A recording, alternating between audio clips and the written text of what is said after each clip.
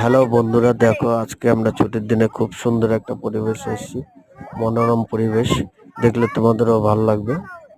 নদীর পাড়, সাইডে বসে গল্পগুজব, এবং দেখো সাইডে ব্রিজ আছে, খুব সুন্দর গাড়ি যাতায়াত, কি মনোরম পরিবেশ। যদি তোমাদের ভালো লাগে অবশ্যই আমার চ্যানেল স্বপ্নলেখা সাবস্ক্রাইব করো এবং কমেন্ট করো। না ভালো লাগলে সেটাও কমেন্ট করে জানাও এবং লাইক দাও।